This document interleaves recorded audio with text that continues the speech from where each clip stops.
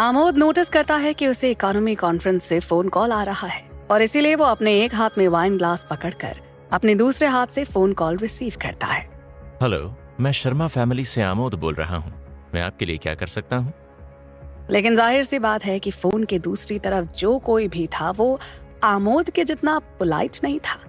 Mister Sharma, unfortunately मुझे आपको ये इन्फॉर्म करना पड़ रहा है कि इस बार की इकोनॉमिक कॉन्फ्रेंस कठौता एरिया के साथ हो रही है। तो सारी सिचुएशन को इवैल्यूएट करने के बाद हमने डिसाइड किया है कि इस बार की इकोनॉमिक कॉन्फ्रेंस की मेंबर लिस्ट से हम शर्मा फैमिली का नाम हटा रहे हैं। I am sorry. अपनी बात खत्म करने के बाद वो आदमी फिर सीधा फोन रख देता है। इनफैक्ट उसने तो आमोद को बोलने का कोई मौका ही नहीं दिया था। हालांकि ये बात और थी कि डिनर टेबल पर बाकी सभी ने ये सब कुछ सुन लिया था। प्राइवेट रूम में इस समय इतना सन्नाटा था कि सुई तक के गिरने की आवाज सुनाई दे सकती थी। आमोद इस समय बहुत ही ज्यादा शर्मिंदा महसूस कर रहा था। आफ्टर ऑल, आज से पहले अपनी जिंदगी में वो कभी भी इस तरह की ऑकवर्ड सिचुएशन में फंसा नहीं था। शर्मा फैमिली में आमोद का दर्जा बहुत ही ज्यादा बड़ा था और उसे आदत थी कि वो जो चाहे वो हासिल कर सकता है। इसके अलावा वो खुद भी इतना काबिल था कि पूरी दिल्ली में कोई भी उसके रास्ते में नहीं आ सकता था। लेकिन आज वो इस मोड़ पर आकर खड़ा हुआ है। उसने ये एक्सपेक्ट नहीं किया था कि उसका झूठ ऐसे सबके सामने आ जाएगा। दूसरी तरफ से फोन कटने के बाद आमोद के चेहरे पर जैसे 12 बजे हुए थे। हालांकि ये बात और थी कि उसने इस बात को बहुत ज्यादा सीरियसली नहीं लिया था, क्योंकि वो मेंटली बहुत स्ट्रांग था। वो बस बैठ जाता है और अपनी प्लेट में मौजूद डिशेस को देखता है। चलिए खाना खाते हैं। आफ्टर ऑल इतनी टेस्टी डिशेस हैं, सब ठंडी हो रही हैं। किसी की भी हिम्मत नहीं थी आमोद से कोई सवाल करने की। आफ्टर ऑल वो अभी भी शर्मा फैमिली का बेटा था। लेकिन तृप्ति को इस बात से कोई फर्क नहीं पड़ता था। वो बस केवल शांति से आमोद को देख रही थी। इससे पहले ध्रुव आमोद की एरोगेंस को बर्दाश्त कर रहा था और इसीलिए वो इस बात को ऐसे जाने नहीं दे सकती थी। तुम फोन पर क्या बात कर रहे थे? तृप्ति इस बात को लेकर बहुत ही ज्यादा इंटरेस्टेड थी और इसीलिए वो सीधा उससे पूछती है। हालांकि ये बात और थी कि आमोद तृप्ति का सवाल सुनकर थोड़ा चौंक गया था। उसके हाथ जो खाना खाने के लिए फोक को उठाने ही वाले थे, वो तुरंत ही अपनी जगह पर रुक जाते हैं। चुपचाप खाना एंजॉय करते हैं ना। खाते समय बात क्यों कर रही हो? हालांकि ये बात और थी कि अपनी माँ की बात सुनकर तृप्ति हैरानी से उसे देखने लगती है। आफ्टर ऑल ये जिंदल फैमिली थी, उसकी फैमिली।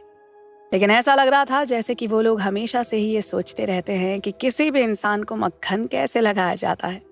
जाहिर सी बात है कि आमोद को शर्मा फैमिली के मामलों को भी सेटल तक करने का समय नहीं है, तो फिर ऐसे में उसके पास जिंदल फैमिली की मदद करने का समय कैसे होगा? हाँ, चलो जल्दी से खाना खाते हैं। मिस्टर और मिसेस जिंदल, आप लोग चिंता मत कीजिए। ये स्पॉट एक्चुअल में शर्मा फैमिली के द्वारा जिंदल फैमिली को दिया गया है, लेकिन इससे कोई फर्क नहीं पड़ता है। वहां पर अभी भी बहुत सी सीट्स बाकी हैं। आपको शर्मा फैमिली की चिंता करने की जरूरत नहीं है। आमोद वाकई झूठ बोलने में बहुत माहिर था। यहाँ तक कि ध्रुव का भी मन कर रहा था कि वो उसके झूठ को सबके सामने ले आए। हालांकि ये बात और थी कि उसने ऐसा नहीं किया। ध्रुव चाहता था कि आमोद पहले अच्छे से डींगे मार ले और नाटक कर ले, उसके बाद वो अपनी बर्बादी को देखे। हाँ, शर्मा फैमिली दिल्ली की एक बहुत ही रेप्यूटेबल फैमिली है। ऑफ कोर्स हमें तुम्हारी बात पर भरोसा है। सही कहा, मुझे भी शर्मा फैमिली पर पूरा भरोसा है। चलो चलो खाना खाते हैं। इतनी टेस्टी डिशेस के होते हुए भूखे क्यों रहना? जिंदल फैमिली के सभी मेंबर्स हंसते हुए कहते हैं। आमोद को ट्रीट करते हुए ध्रुव के मुकाबले हर किसी का एटीट्यूड पूरी तरह से अलग था। ये शर्मा फैमिली का मेंबर होने का फायदा था। जब आमोद ये देखता है तब वो तुरंत ही एक बॉक्स बाहर निकालता है और उसे विश्वास जिंदल की तरफ बढ़ा देता है। मिस्टर जिंदल, आप अभी अभी ही अब्रॉड से वापस आए हैं, तो मेरी तरफ से ये आपके लिए एक छोटा सा गिफ्ट है। हालांकि ये परफेक्ट नहीं है, लेकिन इससे मैंने आपके लिए खुद चूज किया है। आमोद की बात सुनकर विश्वास जिंदल तुरंत ही इम्प्रेस्ड हो जाते हैं। लेकिन मैं तुमसे ये गिफ्ट कैसे एक्सेप्ट कर सकता हूँ? हाँ बेटा, इसकी कोई जरूरत नहीं है। अरे आप लोग इतना पोलाइट क्यों हो रहे हैं? आमोद इतने प्यार से आपके लिए गिफ्ट लाया है, हम उसे मना कैसे कर सकते हैं? इतना कहने के बाद ईशान फिर उस बॉक्स को आस्था जिंदल की गोद में रख देता है। जरा देखिए तो, इसमें जरूर ही कुछ अच्छी चीज मौजूद होगी। चलो सबको दिखाते हैं। जिंदल फैमिली के बाकी के मेंबर्स भी एक के बाद एक कहते हैं। सही कहा, जिंदल फैमिली तो बस केवल एक कॉमन फैमिली है जिसने शर्मा फैमिली के मुकाबले कभी भी दुनिया को इतने बड़े स्केल पे नहीं देखा है। इसीलिए चलो जरा हमें भी दिखाओ कि क्या गिफ्ट दिया है आमोद ने। जिंदल फैमिली के बाकी के मेंबर्स हमेशा से ही निशा से जेलस रहे थे और ये देखकर अब उनकी जेलसी कई गुना बढ़ गई थी। आखिर क्या गिफ्ट दिया है आमोद ने विश्वास जिंदल को, और क्या आमोद का सच जिंदल फैमिली के सामने आ पाएगा, या फिर ध्रुव सबकी नजरों में हमेशा गलत ही साबित होगा।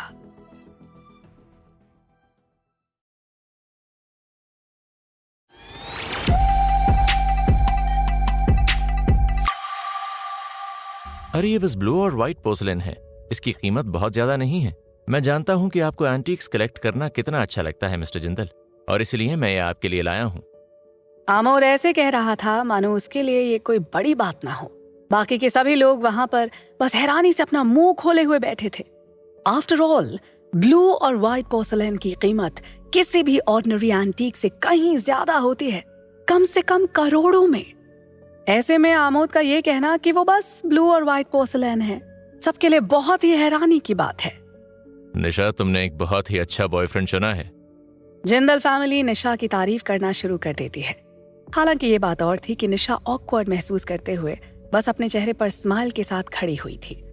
क्या आमोद वाकई में मुझे इम्प्रेस करने की कोशिश कर रहा है? लेकिन अगर ऐसा नहीं है तो फिर उसने इतना कीमती गिफ्ट क्यों दिया? विश्वास जिंदल को गिफ्ट डिलीवर करने के बाद आमोद की नजरें फिर ध्रुव पर टिक जाती हैं। ध्रुव, तुम भी तो आज कोई ना कोई गिफ्ट लाई ही होगे, है ना? आफ्टर ऑल ये पार्टी मिस्टर जिंदल के वेलकम के लिए रखी गई है। आमोद के शब्दों ने सबके लिए रिमाइंडर का काम किया था।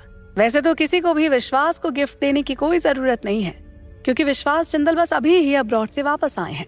लेकिन अब क्योंकि निशा का बॉयफ्रेंड एक गिफ्ट लेकर आया है, तो ऐसे में अगर तृप्ति का बॉयफ्रेंड कोई गिफ्ट नहीं लाएगा तो ये बहुत ही शर्मिंदगी वाली बात होगी। आमोद की चाल को समझकर तृप्ति गुस्से में अपनी मुट्ठी बांध लेती है। ये तुम्हें लगता है कि ये हमारे लिए एक गिफ्ट लाया होगा? मुझे तो इसी बात का शुक्र है कि इसने जिंदल फैमिली को किसी भी तरह का कोई नुकसान नहीं पहुंचाया है। ये तुम क्या बोल रही हो? जरूरी नहीं कि हर कोई गिफ्ट लेकर आए। इसके अलावा हर कोई शर्मा फैमिली के जितना अमीर नहीं होता। अब तुम और कुछ मत कहना। विश्वास जिंदल इस समय बहुत ही ज्यादा कंफ्यूज थे। उन्हें समझ में नहीं आ रहा था कि उनके घर से जाने के बाद ऐसा भी क्या हो गया कि उनकी पत्नी इतनी ज्यादा बदल गई है। विश्वास जिंदल की बात सुनकर आस्था जिंदल बहुत ही अपसेट महसूस कर रही थी, क्योंकि उन्होंने विश्वास जिंदल को अभी तक सच नहीं बताया था। वो वाकई विश्वास जिंदल को बताना चाहती थी कि निशा के साथ क्या हुआ है, लेकिन वो चाहकर भी कुछ बता नहीं पा रही थी। अगर वो अभी सबके सामने विश्वास जिंदल को सब सच बता देती हैं, तो फिर वो निशा की बाकी की जिंदगी को बर्बाद कर देगा। ध्रुव महसूस कर सकता था कि कैसे जिंदल फैमिली के मेंबर्स अपनी आंखों में नफरत के साथ उसे देख रहे थे। तृप्ति उसे दिलासा देते हुए कस के उसका हाथ पकड़े हुई थी। यहाँ तक कि वो तो उस जगह से जाना भी चाहती थी, लेकिन ध्रुव वहां से जाना नहीं चाहता था। उसके पास इतनी हिम्मत थी कि आज वो इस जगह पर आया। इसका मतलब ये हुआ कि जिंदल फैमिली में किसी के पास भी उसे वहां से भगाने की हिम्मत नहीं है। मिस्टर जिंदल, अगर आप बुरा ना माने तो क्या मैं उस ब्लू और व्हाइट पोर्सलेन को देख सकता हूँ? विश्वास जिंदल बहुत ही ज्यादा पोलाइट थे और इसीलिए आमोद की परमिशन लेने के बाद वो उस ब्लू और व्हाइट पोर्सलेन को ध्रुव को दे देते हैं। ध्रुव उस ब्लू और व्हाइट पोर्सलेन को देखता है और फिर वो आमोद की तरफ देखता है। तो कैसा लगा? तुमने आज से पहले इतनी कीमती और कमाल की चीज नहीं देखी होगी, है ना? मिस्टर शर्मा, आपने इसे कितने में खरीदा है? ज्यादा नहीं, बस 500 करोड़। हालांकि ये बात और थी कि आमोद की बात सुनकर जिंदल फैमिली पूरी तरह से शॉक्ड हो गई थी। सबके दिमाग में यही चल रहा था कि निशा ने अपने लिए सबसे बेस्ट पार्टनर और जिंदल फैमिली के लिए सबसे परफेक्ट दामाद चुना है। लेकिन तभी वहां पर कुछ बहुत ही अनएक्सपेक्टेड होता है। ध्रुव के हाथों में मौजूद ब्लू और व्हाइट पोर्सलेन अचानक से तेज आवाज के साथ जमीन पर गिर जाता है। ध्रुव, ये क्या किया तुमने? इससे पहले कि ध्रुव कुछ कह पाता, तभी अचानक से दरवाजे पर एक नॉक होती है। दरवाजे पर एक वेटर खड़ा हुआ था। एक्सक्यूज मी, क्या मैं मिस्टर गिल से बात कर सकता हूँ? उस वेटर की बात सुनकर ध्रुव तुरंत ही चुटकी बजाता है और वेटर तुरंत ही उसके पास चला जाता है। प्राइवेट रूम में हर कोई ध्रुव को देखते हुए यही सोच रहा था कि वो अब क्या करने वाला है। आपने जो आइटम ऑर्डर किया था वो ये रहा। ध्रुव उस वेटर से उस आइटम को ले लेता है और सबकी क्यूरियोसिटी कई गुना बढ़ जाती है। ओह, लगता है तुम वाकई में मिस्टर जिंदल के लिए एक गिफ्ट लेकर आए हो। चलो, कम से कम तुम्हारे अंदर इतनी तो समझ है। लेकिन मैं समझ नहीं पा रहा हूं कि तुमने आखिर किस तरह का गिफ्ट तैयार किया होगा। काफी क्यूरियस हूं मैं। अब समझ में आया, तुमने मेरा गिफ्ट इसलिए तोड़ा क्योंकि तुमने खुद के लिए एक गिफ्ट तैयार किया है। मैं तुम्हें बता देता हूं कि जिंदल फैमिली के लिए मैं तुम्हें इस चीज के लिए माफ कर दूंगा, लेकिन तुमने जो मेरा नुकसान किया है उसकी कीमत तुम्हें चुकानी होगी। अभी इसी वक्त मेरे सामने घुटनों पर बैठकर मुझसे माफी मांगो और फिर इस ब्लू और व्हाइट पोर्सलिन की दुगनी कीमत चुकाओ। 500 करोड़। अगर उसे दुगना कर दिया जाए तो वो कीमत 1000 करोड़ की हो जाएगी। जिंदल फैमिली के मेंबर्स इस समय ध्रुव को देख रहे थे, खासतौर पर आस्था जिंदल, जो ध्रुव से वैसे ही बहुत नाराज थी। अब क्या करेगा ध्रुव? क्या वो आमोद को कीमत चुकाएगा या फिर आमोद को मुंह की खानी पड़ेगी? और क्या गिफ्ट तैयार किया है ध्रुव ने विश्वास जिंदल के लिए? क्या वो गिफ्ट आमोद के होश उड़ाने में कामयाब हो पाएगा?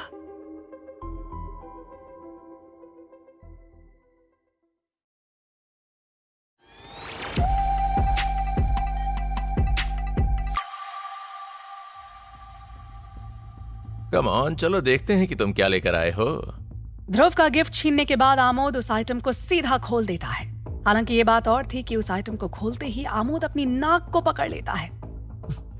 ये बदबू। शर्मा फैमिली के सबसे बड़े बेटे के तौर पर आमोद ने आज से पहले कभी भी इतनी गंदी बदबू नहीं सूंघी थी। यहाँ तक कि वो ऑलमोस्ट उल्टी तक करने लग गया था। ये क्या बदबू है? कचरा भरा है क्या इसमें? ध्रुव के गिफ्ट से निकलने वाली बदबू ने तुरंत ही पूरे के पूरे प्राइवेट रूम में खाने की खुशबू को पूरी तरह से कवर कर लिया था।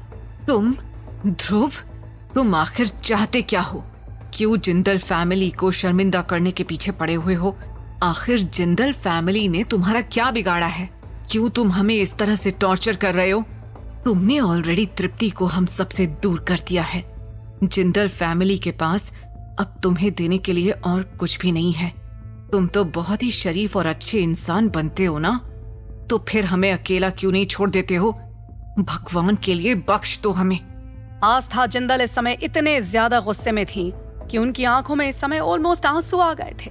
अपनी माँ को रोता हुआ देखकर तृप्ति थोड़ा अपसेट महसूस कर रही थी। वो अच्छे से जानती थी कि यहाँ पर कोई गलत फहमी हुई है, लेकिन ध्रुव वाकई में काफी लापरवाह था और इसलिए तृप्ति तुरंत ही ध्रुव की शर्ट पकड़ती है और इस उम्मीद में कि वो जल्द ही सारी की सारी बातें समझा सके। जिंदल फैमिली के बाकी के मेंबर्स भी उस बैग को लेकर उसे सूंघते हैं जो ध्रुव वहाँ पर लाया था। उस बैग को सूंघते ही वो लोग तुरंत ही अपनी नाक पकड़ लेते हैं। वेल, तुम्हें एक्सप्लेनेशन चाहिए था, है ना? अपनी आंखों में चमक के साथ ध्रुव आमोद को देखता है। आमोद, मैं तुम्हें बस केवल एक ही मौका दूंगा और तुम्हारे पास बस केवल यही एक मौका है। बताओ मुझे, तुम्हें यहाँ पर किसने भेजा है?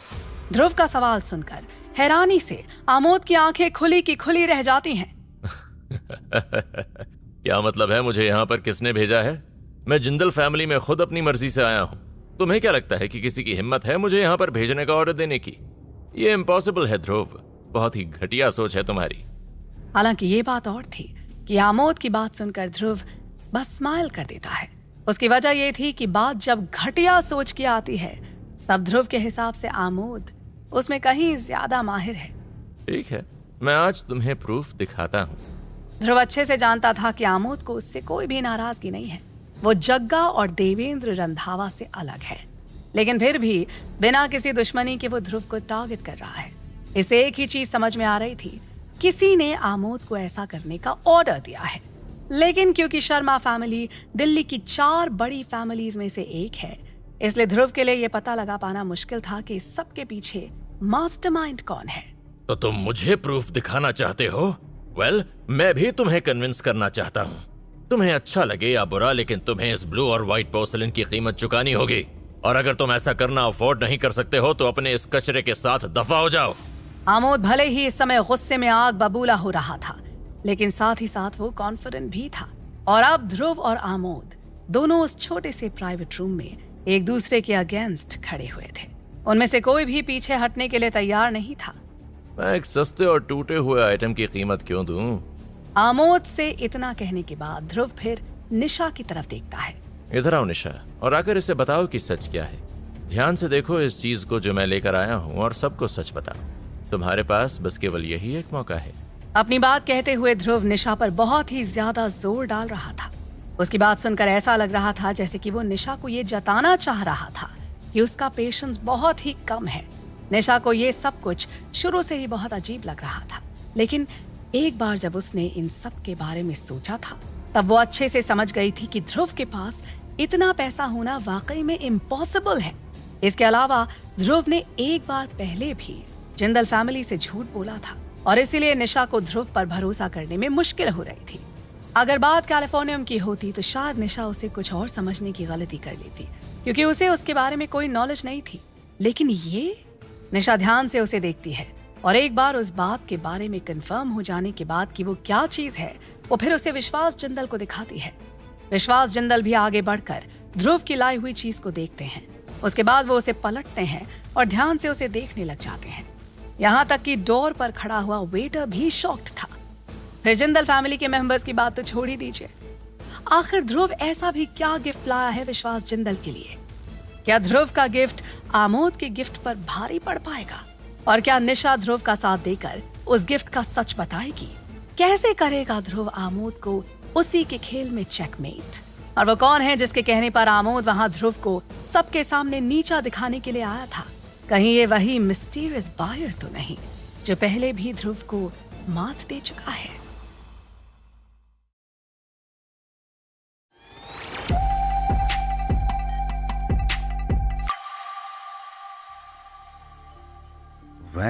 इन अमीरों की भी बड़ी अजीब चॉइसेस होती हैं। एक कचरे में भी इन लोगों का इतना इंटरेस्ट होता है। जब दरवाजे पर खड़े उस बूढ़े आदमी ने उस वेटर को वो आइटम पकड़ाकर उसे वहां उस रूम में ले जाने के लिए कहा था, तब उस वेटर को भी उल्टी सी आ गई थी।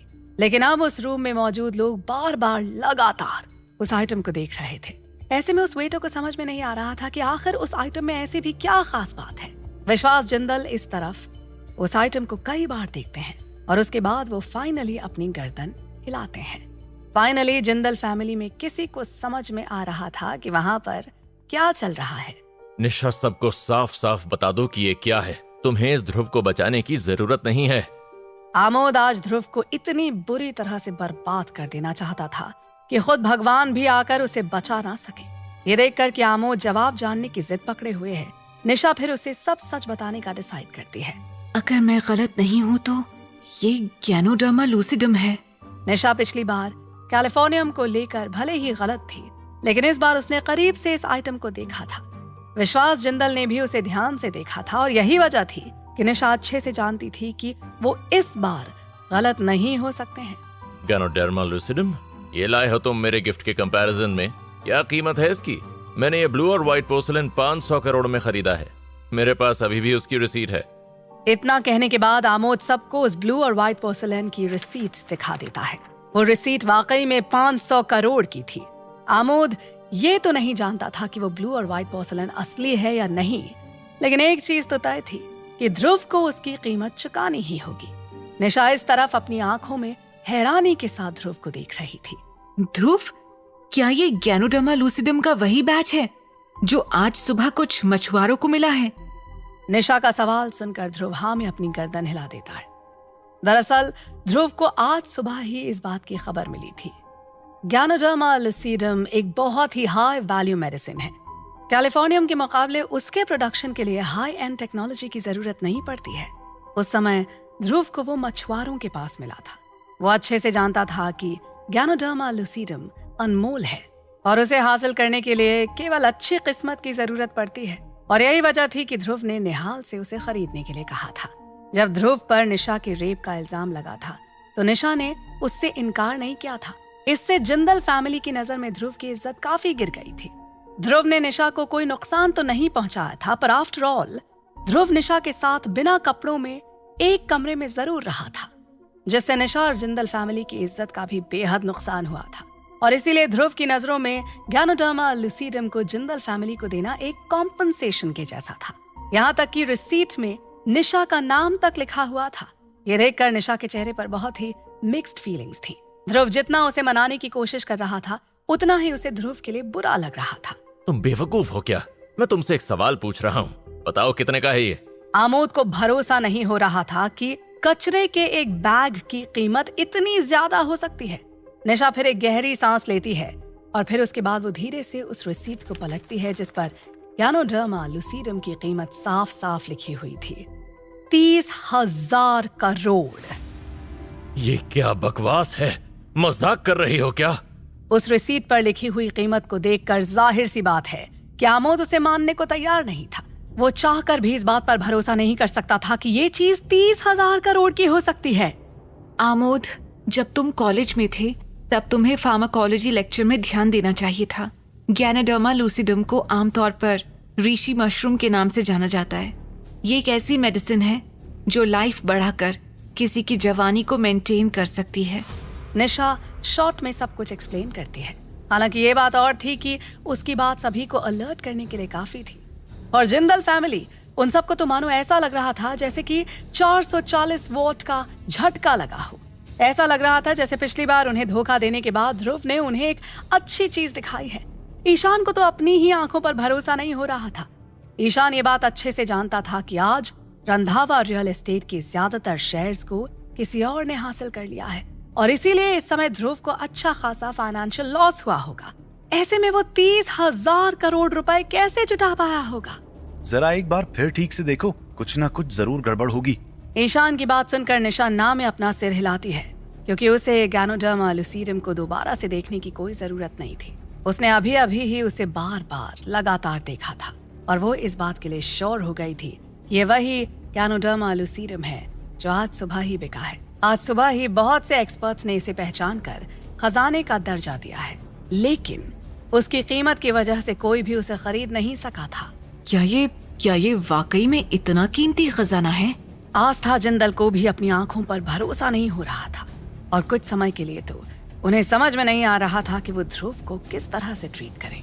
इन सब के बाद अब क्या होगा आमोद का अगला कदम? और इतनी अनमोल गिफ्ट को विश्वास जिंदल को देने के बाद क्या जिंदल फैमिली में ध्रुव की पोजीशन स्ट्रांग हो जाएगी या फिर जिंदल फैमिली अभी भी ध्रुव को निशा का गुनहगार मानकर उसे नीचा ही देखती रहेगी? क्या ध्रुव ये साबित कर पाएगा कि उसने निशा के साथ कुछ भी गलत नहीं किया है?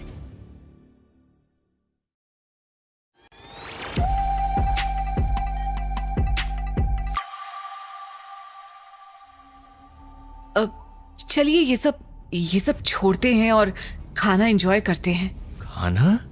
ये आमोद शर्मा खाना खाना डिजर्व नहीं करता है। ध्रुव की बात सुनकर आमोद शर्मा आग बबूला हो गया था और गुस्से में वो टेबल पर कस के हाथ मारता है। क्या बकवास कर रहे हो तुम? क्या मतलब है तुम्हारा? आमोद का गुस्सा इस समय 7वें आसमान पर था। इनफैक्ट वो इस समय इतने ज्यादा गुस्से में था कि शराफत और शांत स्वभाव का जो चोला उसने अब तक पहना हुआ था वो भी पूरी तरह से जा चुका था। मिस्टर शर्मा, मुझे इस बात पर पूरा भरोसा है कि आप असली ब्लू और व्हाइट पोर्सलेन अफोर्ड कर सकते हैं। इनफैक्ट आपके लिए तो शायद ये बस केवल 1 महीने की पॉकेट मनी के बराबर है, लेकिन ये आइटम जो आपने खरीदा है वो असली नहीं है। इतना कहने के बाद फिर ध्रुव रिलैक्स होकर अपनी चेयर पर बैठ जाता है। अभी अभी जब मैंने देखा कि मिस्टर जिंदल किस तरह से ब्लू और व्हाइट पोर्सलेन को देख रहे हैं तब मैं समझ गया था कि ये फेक है, लेकिन वो इसे सबके सामने कहने से हिचकिचा रहे थे। इसके अलावा ऐसा करने के पीछे तुम्हारे भी अपने खुद के इरादे थे। तुम जिंदल फैमिली की इंसल्ट करने के लिए इस फेक ब्लू और व्हाइट पोर्सलेन का इस्तेमाल कर रहे थे। ध्रुव की बातों को सुनकर जिंदल फैमिली का हर एक मेंबर शॉक्ड रह गया था और उन्हें अपने ही कानों पर भरोसा नहीं हो रहा था। उन्हें समझ नहीं आ रहा था कि आखिर वो लोग कैसे आमोद की चालों को समझ नहीं पाए। जिंदल फैमिली को किसी के सामने झुककर दया की भीख मांगने में कोई प्रॉब्लम नहीं थी, यहाँ तक कि वो लोग किसी के ऑर्डर्स तक लेने को तैयार थे, लेकिन आमोद ने फेक ब्लू और व्हाइट पोर्सलेन देकर जानबूझकर जिंदल फैमिली की इंसल्ट की है। ऐसा होना वाकई में किसी ने भी एक्सपेक्ट नहीं किया था। यहाँ तक कि खुद निशा भी इस समय हैरान थी। वो ये तो बता सकती थी कि गैनोडर्मा लूसीडम असली है, लेकिन उसने ये नोटिस नहीं किया था कि वो ब्लू और व्हाइट पोर्सलेन फेक है। उस समय विश्वास जिंदल भी खामोश खड़े हुए थे।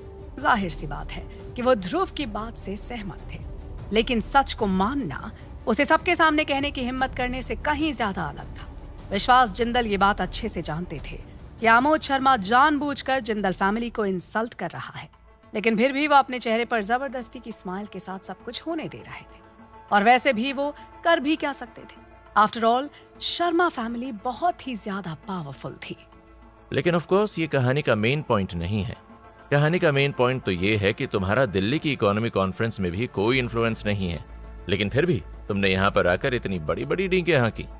ध्रुव के शब्दों ने सीधा आमोद शर्मा की ईगो को चोट पहुंचाई थी और हैरानी से उसकी आंखें खुली की खुली रह गई थीं। समझ में नहीं आ रहा था कि आखिर ये किस तरह से पॉसिबल हो सकता है। ध्रुव को पहले ही मेरी चालें समझ में आ गई थी। कहीं ऐसा तो नहीं कि इकोनॉमिक कॉन्फ्रेंस में से शर्मा फैमिली के डिस्क्वालीफाई होने में भी इस ध्रुव का ही हाथ है। आमोद को चाहकर भी इस बात पर भरोसा नहीं हो पा रहा था। भले ही ध्रुव ने अभी अभी 30,000 करोड़ का गैनोडर्मा लुसीडम एक गिफ्ट के तौर पर यहाँ पर भेजा था, लेकिन उसने शायद ये सब कुछ तृप्ति का दिल जीतने के लिए किया था। आफ्टर ऑल आज जब रंधावा रियल एस्टेट के शेयर्स बिके थे, तब ध्रुव पूरी तरह से बिना किसी पावर के खड़ा हुआ था। आमोद के हिसाब से ध्रुव एक बहुत ही बड़ा लूजर था, और ना ही आमोद को ये समझ में आ रहा था कि आखिर क्यों उस आदमी ने एक ही वक्त में ध्रुव को टारगेट करने के लिए इतने सारे लोगों को इनवाइट किया है। क्या ये सब कुछ सच है? आस्था जिंदल इस समय इतनी ज्यादा शॉक्ड थीं कि शॉक के मारे उनके हाथ में मौजूद प्लेट नीचे जमीन पर गिर गई थी। वो खुद एक एम्बिशियस औरत नहीं थी, और उनकी इकलौती उम्मीद यही थी कि उनकी दोनों बेटियों की जिंदगी खुशियों से भरी रहे। एग्जाम्पल के तौर पर जब ध्रुव पहली बार उनके घर आया था, तब उन्हें इस बात से फर्क नहीं पड़ता था कि ध्रुव अमीर है या गरीब। उन्होंने ध्रुव को वैसे ही ट्रीट किया था जैसे कि वो किसी भी और इंसान को करती। लेकिन उनकी बेटियों का पति का एक सच्चा आदमी होना जरूरी था, जिस पर वो भरोसा करके उसे अपनी बेटी दे सके। लेकिन उसके बावजूद जो वो चाहती थी वो नहीं हुआ। आमोद ने जो किया वो उससे कहीं ज्यादा बदतर था जो ध्रुव ने पिछली बार किया था। आमोद का असली चेहरा सबके सामने आ चुका था। ठीक है जिंदल फैमिली, तुम लोगों ने ये ठीक नहीं किया। तुम लोगों ने साथ मिलकर मुझे सबके सामने नीचा दिखाया है। अब चूंकि तुम्हें मेरा गिफ्ट चाहिए ही नहीं, तो फिर मैं जिंदल फैमिली को वापस उनकी कब्र में ही भेज देता हूँ। इतना कहने के बाद आमोद फिर गुस्से में आग बबूला होते हुए उस प्राइवेट रूम से बाहर निकल जाता है, और जिंदल फैमिली का हर एक मेंबर बस शौक के मारे खामोश खड़ा रहता है। किसी की भी इस समय बोलती नहीं निकल पा रही थी, और वो सब के सब केवल ध्रुव को देख रहे थे। ध्रुव, मैं तुम्हें क्रिटिसाइज नहीं कर रहा हूँ, लेकिन तुम हमेशा इतने जोश में क्यों रहते हो? स्मार्ट बनने में क्या बुराई है? तुम्हें क्या लगता है कि सिर्फ तुम्हें ये पता था कि वो ब्लू और व्हाइट पोर्सलिन फेक है? मैं इतने सालों से एंटीक्स कलेक्ट कर रहा हूँ, इसीलिए मैं एक ही नजर में ये बता सकता था कि वो ब्लू और व्हाइट पोर्सलिन फेक है। लेकिन तुमने शर्मा फैमिली की इंसल्ट की है। क्या तुम जिंदल फैमिली के लिए और मुश्किलें खड़ी करने की कोशिश कर रहे हो? मैं अपनी बात कहते हुए ईशान लगातार टेबल पर हाथ मार रहा था।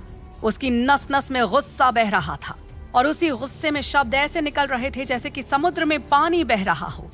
ध्रुव के इस कदम के बाद अब क्या होगा जिंदल फैमिली का फ्यूचर? क्या आमोद अपनी बेइज्जती का बदला जिंदल फैमिली को बर्बाद करके लेगा? और इन सब के बाद क्या मोड़ लेगी ध्रुव की जिंदगी?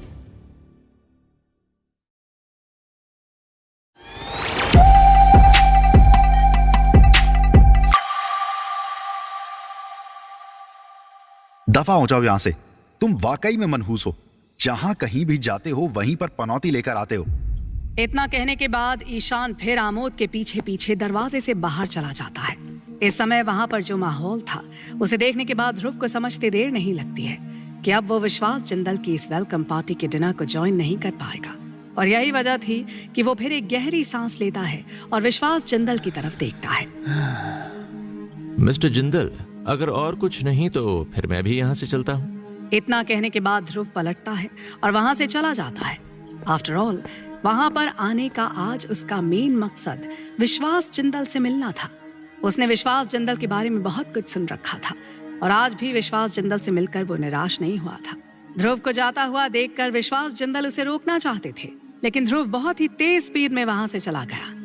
अंत में उस प्राइवेट रूम में बस केवल जिंदल फैमिली के मेंबर्स ही रह गए थे। विश्वास जिंदल फिर सबको देखते हुए एक गहरी सांस लेते हैं। डैड, ध्रुव हमें किसी भी तरह का नुकसान पहुंचाना नहीं चाहता है। तृप्ति बहुत ही ज्यादा अपसेट महसूस कर रही थी, और इसीलिए वो तुरंत ही विश्वास जिंदल से कहती है। तृप्ति की बात सुनकर विश्वास जिंदल उसकी बात को मानते हुए बस अपनी गर्दन हिला देते हैं। तृप्ति, क्या तुम ध्रुव को पसंद करती हो? विश्वास जिंदल फैमिली के बाकी के मेंबर्स की तरह तृप्ति को डांटते नहीं हैं, बल्कि वो तृप्ति से ऐसे पूछते हैं मानो वो उसे कुछ समझा रहे हों। विश्वास जिंदल की बात सुनकर तृप्ति तुरंत ही हाँ में अपनी गर्दन हिलाती है। अगर तुम किसी को पसंद करती हो तो दूसरे उसके बारे में क्या कहते हैं उसकी बिल्कुल भी परवाह मत करो। हालांकि ये बात और थी कि अपने डैड की बात सुनकर तृप्ति हैरान हो गई थी। आफ्टर ऑल एक अरसा हो गया था जब विश्वास जिंदल ने उससे प्यार को लेकर कुछ भी डिस्कस किया था। मैं अब ध्रुव से मिल चुका हूँ और वो एक अच्छा लड़का है। तुम्हारी बहन की कंपनी की मदद करने के लिए उसने हमें गैनोडर्मा लूसिडम दिया है। वो न सिर्फ काबिल है बल्कि वो बहुत ही नेक और अच्छा भी है। उसके जैसे लड़के बहुत ही कम देखने को मिलते हैं। जैसे ही विश्वास जिंदल की बात खत्म होती है, निशा धीरे से अपना सिर नीचे झुका लेती है।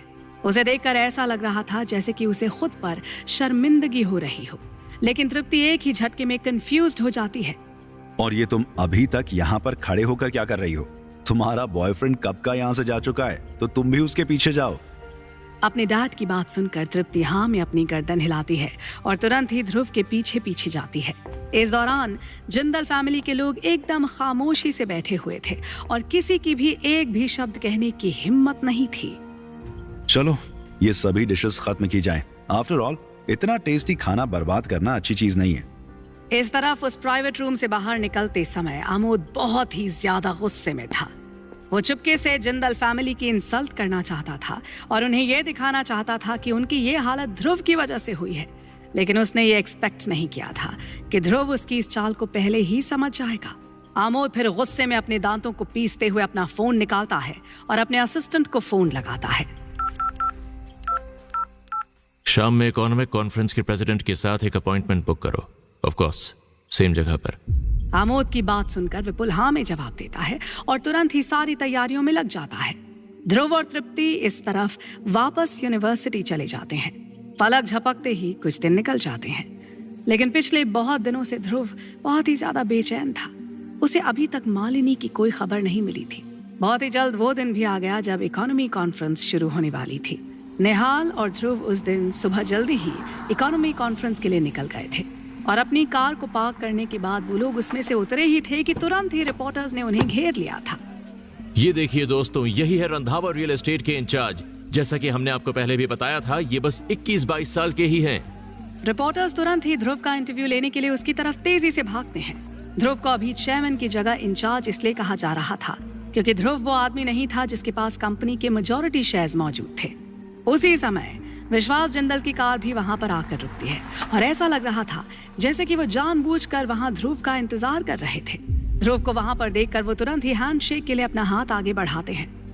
ध्रुव, तुम्हें यहाँ पर देखकर मुझे बहुत खुशी हो रही है। जाहिर सी बात है कि विश्वास जिंदल ध्रुव को जिंदल फैमिली के बाकी के मेंबर्स के मुकाबले अलग तरह से ट्रीट कर रहे थे। Hello mister Jindal. वो लोग अभी आपस में हैंडशेक कर ही रहे थे, तभी कुछ दूरी से उन्हें एक जानी पहचानी सी आवाज सुनाई देती है। क्या बात है, सभी यहाँ पर इकोनॉमिक कॉन्फ्रेंस के लिए आए हुए हैं? आमोद शर्मा वहां पर था और वो अकेला नहीं था। उसके पीछे पीछे दिल्ली के बहुत से जाने माने लोग चल रहे थे और सब ध्रुव के दुश्मन थे। और उनमें से एक आदमी ऐसा था जो कि इतना पावरफुल था कि वो दिल्ली की पूरी सिचुएशन को बदल सकता था। कौन है वो आदमी? कहीं ये वही मिस्टीरियस बायर तो नहीं?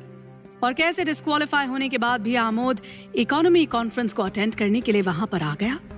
क्या ये ध्रुव के लिए किसी आने वाले खतरे का कोई इशारा है?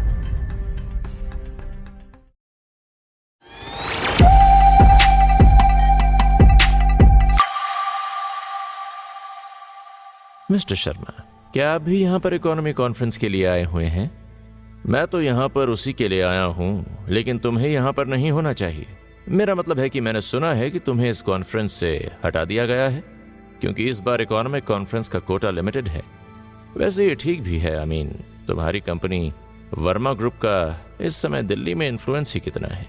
ज्यादातर रिपोर्टर्स इस समय एंट्रेंस पर खड़े हुए थे और इस बार आमोद ने ध्रुव को अंदर जाने से रोका था। आज आमोद चाहता था कि ध्रुव भी उसी शर्मिंदगी से होकर गुजरे जिस शर्मिंदगी से आमोद होकर गुजरा था। मैं एंटर क्यों नहीं कर सकता हूँ? मुझे ऑलरेडी इनविटेशन रिसीव हुआ है। तभी अचानक से आमोद के पीछे से एक आदमी कहता है, तुम्हारा इनविटेशन अब इनवैलिड हो गया है। उस आदमी की बात सुनकर ध्रुव की भौहें सिकुड़ जाती हैं और अगले ही पल सूट पहना हुआ एक आदमी आमोद के पीछे से निकल कर आता है। इनवैलिड? क्यों? ध्रुव ने निहाल को ऑर्डर दिया था कॉन्फ्रेंस में एक स्पॉट बुक करने का, और वो अच्छे से जानता है कि निहाल ने हमेशा की ही तरह ये काम बहुत अच्छे से किया होगा। कोई वजह नहीं है, ये इनवैलिड है, क्योंकि मैंने कहा है कि ये इनवैलिड है। पता नहीं कौन इस बार बिजनेस क्राइटेरिया को रिव्यू कर रहा है। उन लोगों ने इमेच्योर कंपनीज को भी इवेंट अटेंड करने के लिए अलाउ कर दिया है, लेकिन मैं इकोनॉमिक कॉन्फ्रेंस के प्रेसिडेंट होने की हैसियत से ये ऑफिशियली अनाउंस करता हूँ कि तुम्हारा इनविटेशन इनवैलिड है। वो बूढ़ा आदमी जो कि एक्चुअल में इकोनॉमी कॉन्फ्रेंस का प्रेसिडेंट था, उसके शब्दों ने रिपोर्टर्स के बीच में हलचल मचा दी थी। लेकिन पिछली बार तो आपने ऑलरेडी मेरी रिक्वेस्ट अप्रूव कर दी थी। ध्रुव अच्छे से जानता था कि ये सब कुछ शर्मा फैमिली ने जानबूझकर किया है। तुम्हें क्या लगता है कि तुम कौन हो? जैसा कि मैंने कहा कि अब ये इनवैलिड हो गया है और मेरा फैसला फाइनल है। और by the way, Jindal family का इनविटेशन भी अब इनवैलिड है। प्रेसिडेंट एक बार फिर से कहता है और उसकी बात सुनकर विश्वास जिंदल हक्के बक्के रह जाते हैं। ये सब कुछ देखकर देवेंद्र रंधावा जो प्रेसिडेंट के पीछे खड़ा हुआ था, वो ध्रुव की हालत पर हंसे बिना नहीं रह पाता है। ये पहली बार तो नहीं है कि जब तुम इस तरह से बेबस खड़े हुए हो। इकोनॉमिक कॉन्फ्रेंस के बिना वर्मा ग्रुप बर्बाद हो जाएगा, फिर चाहे उसके पास कितनी भी ज्यादा कैपिटल क्यों ना हो। विश्वास जिंदल थोड़े नर्वस नजर आ रहे थे। उसकी वजह यह थी कि इस बार की इकोनॉमी कॉन्फ्रेंस जिंदल फैमिली के लिए एक मौका थी सिचुएशन को वापस से बदलने का। लेकिन अब, हालांकि ये बात और थी कि ध्रुव अभी भी बहुत ही ज्यादा रिलैक्स्ड खड़ा हुआ था। मिस्टर जिंदल, मैं ये सब कुछ संभाल लूंगा, आप बस एंट्रेंस पर मेरा इंतजार कीजिए। विश्वास जिंदल के इतना कहने के बाद ध्रुव फिर प्रेसिडेंट की तरफ देखता है। अब अगर ऐसी बात है तो मुझे लगता है कि फिर प्रेसिडेंट बदलने का समय आ गया है। क्या कहा तुमने? प्रेसिडेंट बदलेगा? बकवास है ये सब। साफ पता चल रहा है कि तुम दोनों ने सोर्सेज का इस्तेमाल करके अपने लिए इनविटेशन हासिल किए हैं। दूसरे शहरों की कोई भी दूसरी इकोनॉमिक कॉन्फ्रेंस तुम दोनों को अपने इवेंट में अलाउ नहीं करेगी, और तुम जो कुछ भी करोगे वो पूरी तरह से बेकार होगा।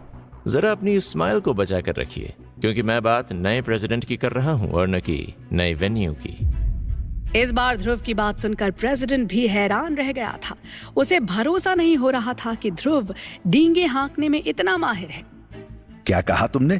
प्रेसिडेंट बदलोगे? तुम्हें पता भी है कि मैं कितने सालों से प्रेसिडेंट रहा हूं, और जो स्टेटस आज मेरा है उसे हासिल करने के लिए दिल्ली शहर में मैंने कितने कनेक्शंस बनाए हैं। प्रेसिडेंट के इतना कहते ही हर कोई जोरों से हंसने लग जाता है। पूरी की पूरी इकोनॉमी कॉन्फ्रेंस ही प्रेसिडेंट के द्वारा ऑर्गेनाइज हुई थी, और उसके बावजूद ध्रुव अब प्रेसिडेंट बदलना चाहता है। सबकी नजरों में ये सिर्फ और सिर्फ ध्रुव का बड़बोलापन ही था। ध्रुव इस तरफ हाँ में अपनी गर्दन हिलाता है। वो वाकई में प्रेसिडेंट बदलना चाहता था, और अपने मन में इसी इरादे के साथ ध्रुव अपना फोन बाहर निकालता है ताकि वो निहाल को कॉल लगा सके। इकोनॉमी कॉन्फ्रेंस किसी भी पल शुरू होने वाली थी, लेकिन उसका लॉन्च बस केवल पैसों से ही चलता था, और ध्रुव एक ऐसा आदमी था जिसके पास अथाह पैसा था। अभी तक तो ध्रुव ने बहुत ज्यादा पैसे खर्च नहीं किए थे, बल्कि पिछली बार जब उसने और निहाल ने कैलकुलेशन किया था, तब ध्रुव के पास खर्च करने के लिए कम से कम 20 लाख करोड़ रुपए मौजूद थे, और इतने पैसे पूरी की पूरी दिल्ली खरीदने के लिए काफी हैं। उसके सामने तो ये इकोनॉमी कॉन्फ्रेंस कुछ भी नहीं है। ध्रुव प्रेसिडेंट के पीछे खड़ा हुआ था। उसकी खुशी का ठिकाना नहीं था। वो इतना ज्यादा खुश इसलिए था क्योंकि प्रेसिडेंट के साथ डील करना उसके लिए बाएं हाथ का खेल था। खुश तो वैसे देवेंद्र रंधावा भी बहुत ज्यादा था। उसे लगा था कि ध्रुव के अगेंस्ट जाने के लिए उसे बहुत से पैसे और कनेक्शंस खर्च करने होंगे, लेकिन उसने ये एक्सपेक्ट नहीं किया था कि ये काम इतना ज्यादा आसान होगा। साथ ही साथ रिपोर्टर्स ने भी ध्रुव के बारे में बातें करना शुरू कर दिया था। बात क्या है? आफ्टर ऑल ये वर्मा रियल एस्टेट का हेड है। क्या ये बस केवल इतना ही कर सकता है? पिछले कुछ सालों में किसी की भी प्रेसिडेंट को उकसाने की हिम्मत नहीं हुई। ये तो ठीक से सोशलाइज तक नहीं कर पा रहा है। मुझे डर है कि इसकी कंपनी पूरी तरह से बर्बाद हो जाएगी। इन सभी के बीच में ध्रुव एकदम शांत खड़ा हुआ था। वो अच्छे से जानता था कि पावर सब कुछ प्रूव कर देगी। जो दौलत उसके पास है उसका वो अब इस्तेमाल करने जा रहा था, और इसीलिए ध्रुव बहुत खुश था। क्या ध्रुव अपनी दौलत के दम पर प्रेसिडेंट को बदलने में कामयाब हो पाएगा? क्या वो अपने और जिंदल फैमिली के लिए एक बार फिर से एक स्पॉट को हासिल करने में कामयाब हो पाएगा, या इस बार उसे मुंह की खानी पड़ेगी?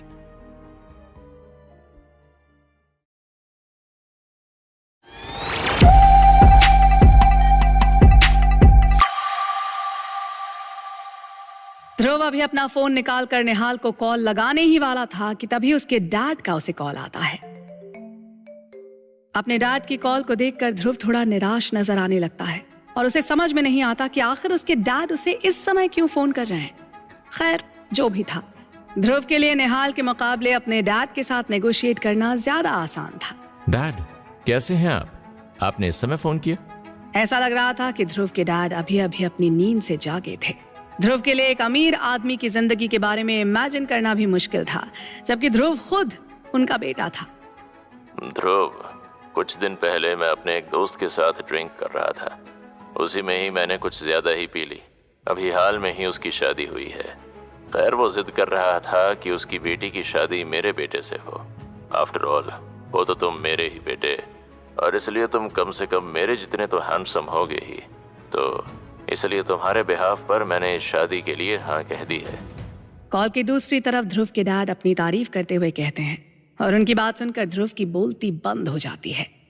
यहाँ मैं इस समय चारों तरफ से दुश्मनों से घिरा हुआ हूँ जो मुझसे लड़ना चाहते हैं और ये चाहते हैं कि मैं आज खुद को ही बेवकूफ साबित कर दूं। डैड ऐसे कैसे मेरा रिश्ता किसी के साथ भी कर सकते हैं? इसके अलावा डैड गिल फैमिली के वारिस हैं। इन्हें ऐसे बाहर के ऐसे किसी भी लोगों के साथ ड्रिंक करना शोभा नहीं देता है। ओह, बाय द वे, उस लड़की की फैमिली थोड़ी गरीब है। मैंने कल उस फैमिली के एसेट्स चेक करे हैं और उनके पास इस समय बस केवल कुछ 1000 करोड़ ही हैं। वो कठौता एरिया की वर्मा फैमिली है। कम ऑन, अब अच्छे लड़के की तरह उसे अच्छे से डेट करना, और हाँ, उसे प्रेग्नेंट मत कर देना, ठीक है? चलो फिर, बाय। वो जल्द ही तुमसे मिलेगी। अपनी बात कहने के बाद ध्रुव के डैड तुरंत ही फोन काट देते हैं और अपने डैड की बात सुनकर ध्रुव शॉक्ड रह जाता है। कुछ पलों के लिए तो उसे भरोसा ही नहीं होता कि अभी अभी वहां पर क्या हुआ है। ध्रुव के फोन रखने के बाद वो फिर सबकी तरफ देखता है और नोटिस करता है कि सबकी नजरें उस पर ही टिकी हुई हैं। मेरे साथ मेरे ऑफिस में चलो। मैं सेक्रेटरी से कहता हूँ वो तुरंत ही तुम्हारे लिए एक कॉन्ट्रैक्ट तैयार करे। प्रेसिडेंट इस बात का बखेड़ा खड़ा नहीं करना चाहता था। आफ्टर ऑल, वो खुद उस इनविटेशन लेटर को इनवैलिड कर रहा था जो कि पहले ही इशू हो चुका था, और इसीलिए इस समय टेक्निकली गलती उसकी थी। खैर, ध्रुव बिना कुछ कहे प्रेसिडेंट के पीछे पीछे जाने लगता है। उसी समय वहां पर येलो रंग की एक फरारी इकोनॉमी एसोसिएशन के बाहर पार्क होती है। वो एक टॉप लिमिटेड एडिशन थी। भले ही इस इकोनॉमी कॉन्फ्रेंस में बहुत से बिजनेसमैन आए थे, लेकिन फिर भी हर कोई उस कार को वहां पर देखकर शॉक्ड रह गया था। अगले ही पल उस कार में से एक लड़की उतरती है जिसकी उम्र 21 से 22 साल के ही करीब है। उसने सिंपल जीन्स और टॉप पहनी हुई थी और अपनी चमकती आंखों और काले घुंघराले बालों की वजह से वो बहुत ही ज्यादा अट्रैक्टिव नजर आ रही थी। इनफैक्ट उसकी मौजूदगी उसकी लिमिटेड एडिशन कार से भी कहीं ज्यादा अट्रैक्टिव थी। इकोनॉमी कॉन्फ्रेंस में मौजूद हर एक मर्द की बोलती उसे देखकर बंद हो गई थी और कोई भी चाह कर भी उस पर से अपनी नजरें नहीं हटा पा रहा था। यहाँ तक कि आमोद जैसा जवान और अमीर वारिस भी। कार में लवीना, एक 23-24 साल की टॉम बॉय लड़की, उस खूबसूरत लड़की की असिस्टेंट थी। मिस, आपको इस समय वहाँ पर जाने की जरूरत नहीं है। नहीं, मैं अभी इसी वक्त वहाँ पर जाना चाहती हूँ। मैं देखना चाहती हूँ कि मेरे डैड ने किस तरह के लड़के को मेरा पति चुना है। जाहिर सी बात है कि वो लड़की गुस्सा तो थी ही, लेकिन साथ ही साथ निराश भी थी। पिछले कुछ दिनों में उसने ध्रुव से रिलेटेड हर एक इन्फॉर्मेशन को ध्यान से देखा था और जितनी भी इन्फॉर्मेशन उसे ध्रुव पर मिली थी उन सभी ने उसे बस निराश किया था। उसे समझ में नहीं आ रहा था कि आखिर क्यों उसके डैड ने उसका रिश्ता ऐसे ही कहीं कर दिया। वो अपनी बेटी की शादी सिर्फ इसलिए कराना चाहते हैं क्योंकि वो नशे में थे। पुराने दोस्त थे तो क्या कहीं भी मेरी शादी कर देंगे? उस हिसाब से तो कल को मेरी शादी किसी भिखारी से भी कर देंगे, सिर्फ इसलिए क्योंकि वो उनका पुराना दोस्त था और डैड नशे में थे। वेल, अगर ऐसा है तो मैं उसे यहीं पर ही आने के लिए कहती हूँ। उसकी कोई जरूरत नहीं है। वो लड़की बहुत ही ज्यादा बोल्ड और कॉन्फिडेंट थी और इसीलिए वो भीड़ को चीरती हुई सीधा अंदर चली जाती है। तेजी से चलते हुए वो भीड़ के बीचों बीच खड़ी होती है और आमोद के सामने जाकर खड़ी हो जाती है।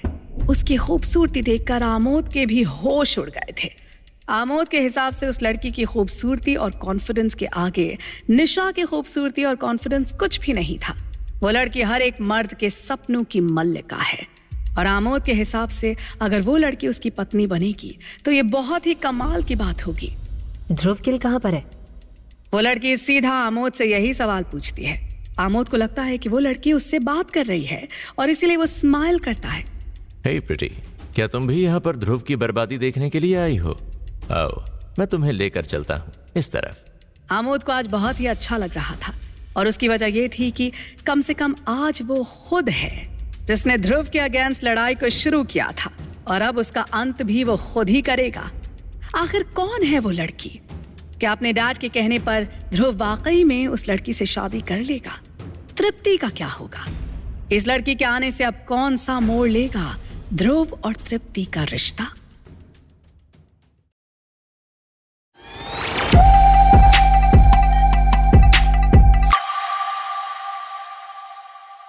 उसकी कोई जरूरत नहीं है, हट जाओ मेरे रास्ते से। इतना कहने के बाद वो लड़की आमोद को धक्का देकर वहां से हटा देती है और उस डायरेक्शन में बढ़ने लगती है जिस तरफ आमोद ने इशारा किया था। वो एक स्ट्रॉन्ग लड़की थी जिसे किसी की भी मदद की जरूरत नहीं थी। आमोद वहीं पर ही खड़ा हुआ बहुत देर तक उस लड़की को जाते हुए देखता रहता है। जरा पता करो कि ये खूबसूरत लड़की कौन है, इसका बैकग्राउंड क्या है। इसने बहुत ही आसानी से मेरा ध्यान अपनी तरफ खींच लिया है।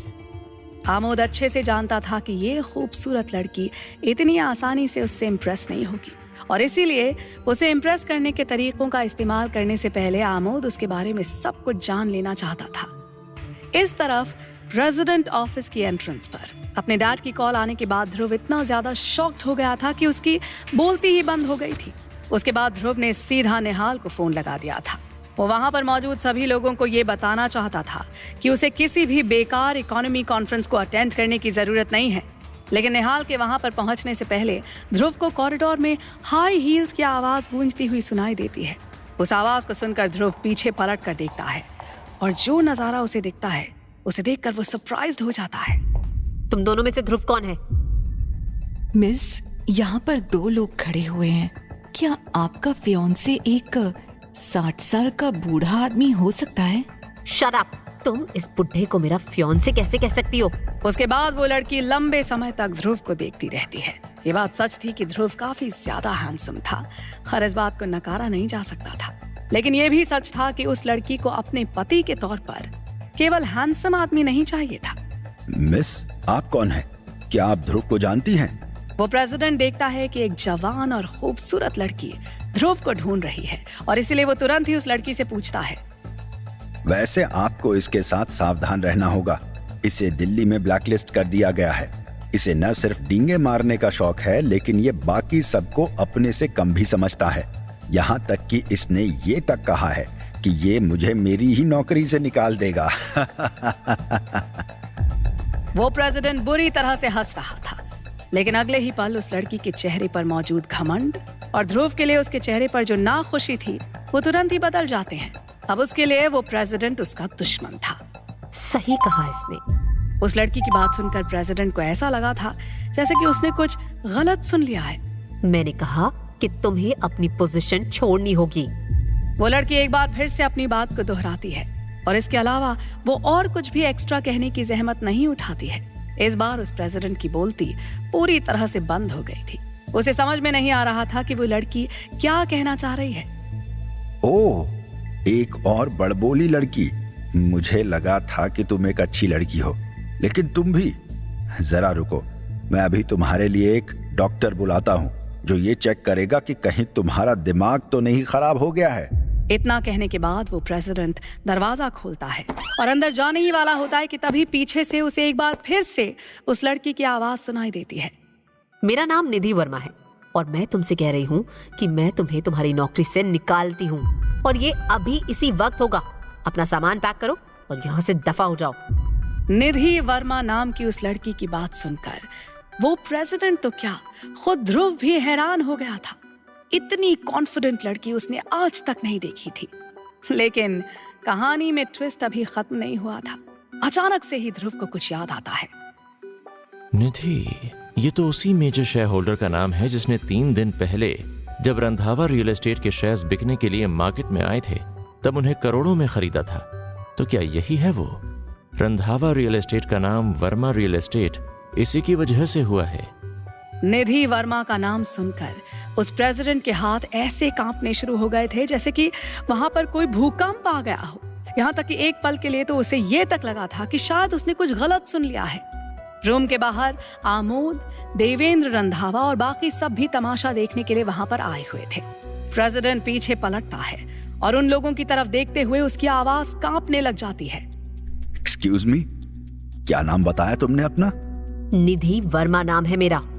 उसके बाद वहां अगले ही पल एक धम की आवाज सुनाई देती है और प्रेसिडेंट सबको अपने घुटनों पर बैठा हुआ नजर आता है। वहां पर मौजूद हर कोई इस समय बहुत ही ज्यादा शॉक था।